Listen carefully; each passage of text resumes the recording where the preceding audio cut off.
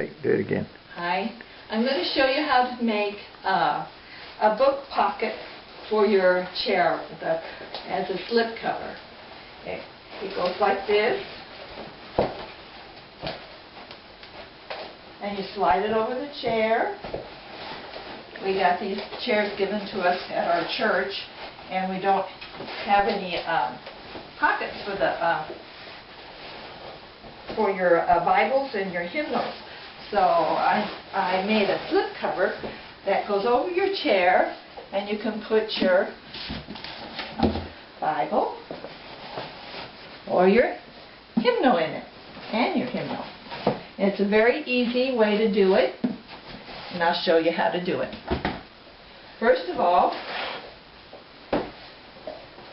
you measure your chair, the back of your chair. I go from the center of the post around to the center of this post, and that is 19.5 inches. I add 1 inch for a 1/2 inch seam on each side. So instead of 19.5 inches, I will go to 20.5 inches. Now, the width of the chair is approximately 17. I went to 18 inches to allow for hemming. So after you do that, you get your material, lay it out, you measure off the width that you want, which would be 20.5 inches, or whatever your amount comes to. 20.5.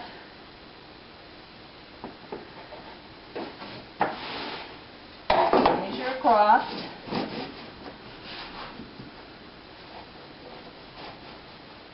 I'm using a chalk pencil. Okay. 18 inches 3 times. So that's 18 inches.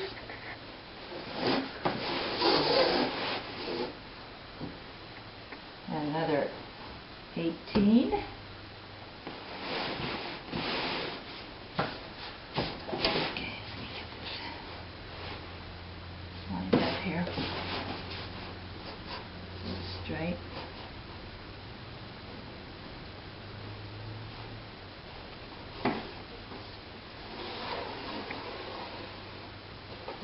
That's 18, 18, and another 18. Okay. So let me measure how much this is right here. This is 6 1/4. So I'm going to go 6 1/4 over here too.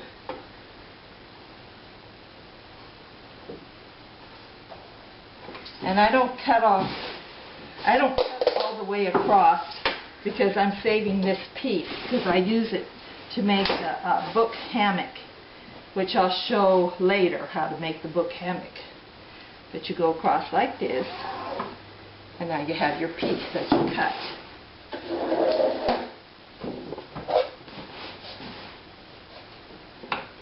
Right. Remember, don't cut into here, because you want to save that piece. So you cut it. And you can do several. I'm just showing you how to do it, so I'm going to only just cut one. But usually I'll mark up a bunch of them, because I'm making them for the church. So I have to make a whole bunch. I'll show you how to make one.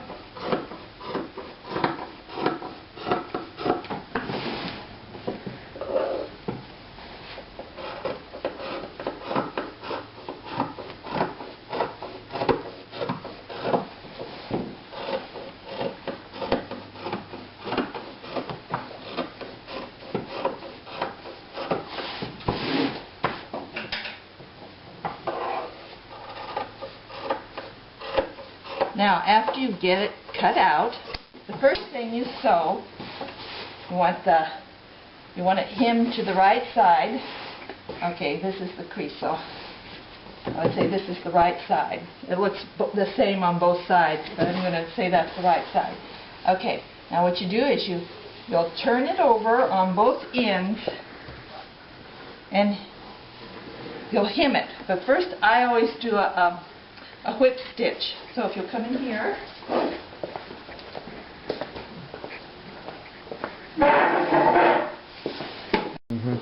That's all. First of all, I set my hopefully if you don't have a whipping stitch you can use a zigzag. I put a whipping stitch on. This is to keep the material from fraying. So I go all the way across on both ends. The whipping stitch.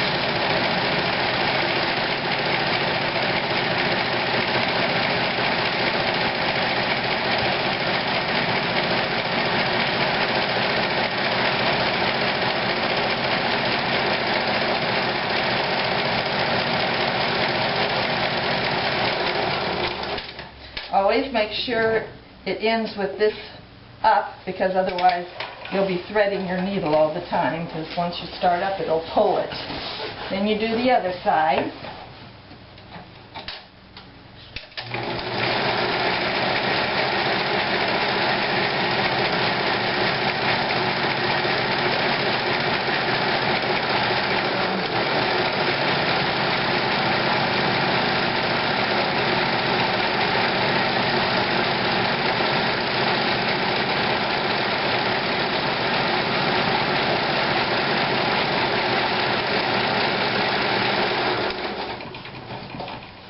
Up, cut.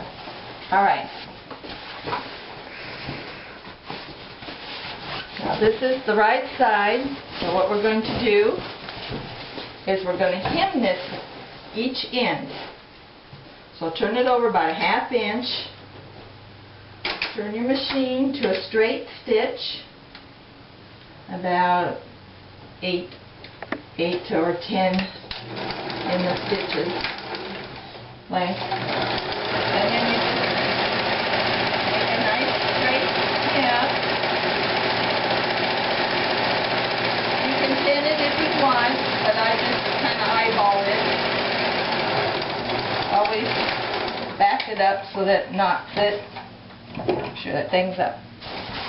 Okay, now we'll do this side. Okay, make sure it's being hemmed to the right. Okay. Turn this over, about a ½ inch.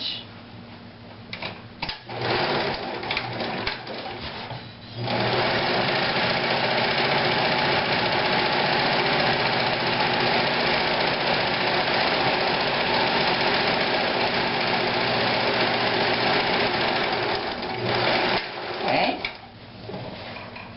got that done. Now we'll come in here. Now this is the right side. You can see where I hemmed it. Okay. Now we can't flip the pocket over like this, because then you're going to have the wrong side. And some materials it makes a difference. This one really doesn't make a whole lot of difference, but I like the right side showing. So, which it should be. You take, my pocket is 9½ inches. And so what you can do is take, where's my chalk pencil? Okay, now here's what I do. I have my pocket is 9½ inches deep, so I measure off 9½ inches on both sides.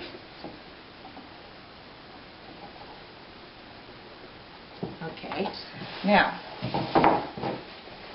I'm going to fold it up like this, up and over. And I want to line it up to the bottom where I'm going to fold it, so this piece and the fold is the same. So I'll pin that. And I'll do the same on this side. Pin it. And pin this side.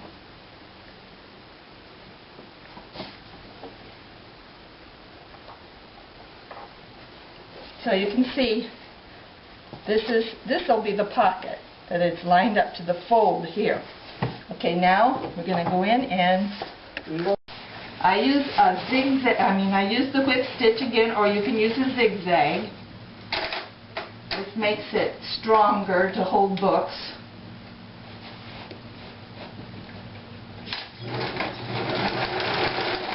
Pull out your pins so you don't break your needle.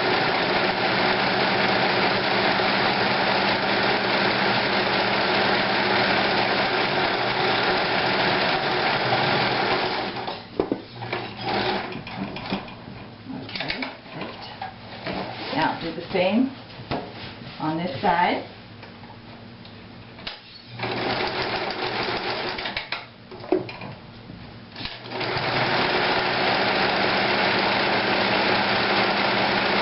Finish your edges so they don't ravel, and it gives it extra strength.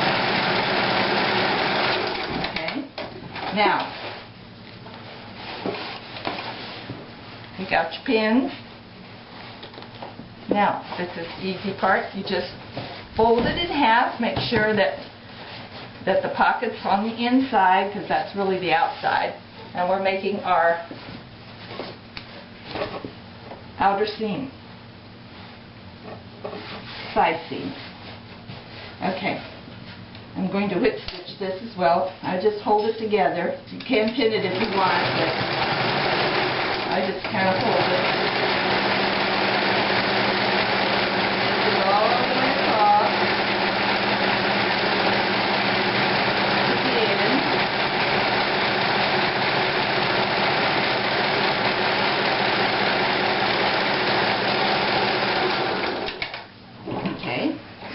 Do the same on this side. Put your ends together.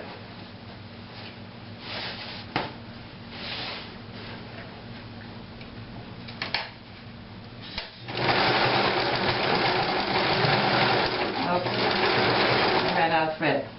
Cut it. Okay, we'll finish this side. I ran out of thread, so I had to change it.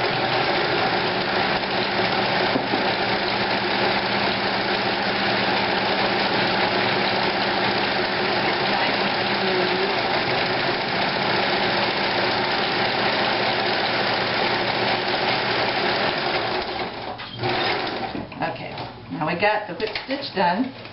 Now we go back and do a straight stitch at about 10 length. And you make it a 5, and you make it, I go to the 5/8 line.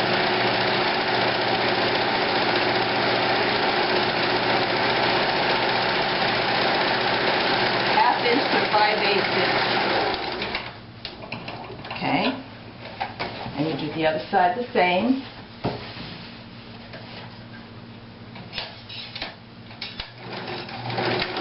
And be sure and go back and forth at the top, especially because it strengthens the corner.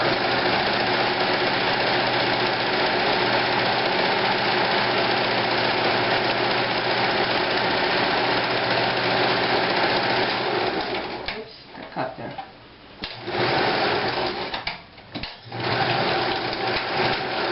Okay. Now, trim all the strings because you don't want it to look not neat.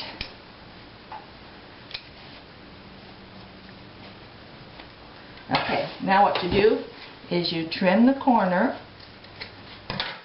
about that much, just so that when you turn it, the corner will be a sharper point.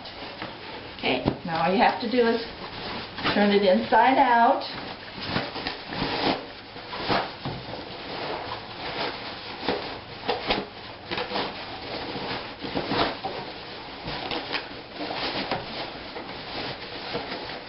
I use my scissors if they're not too pointy on the end, and then I can just kind of poke it up there to get the corner out. There's one corner.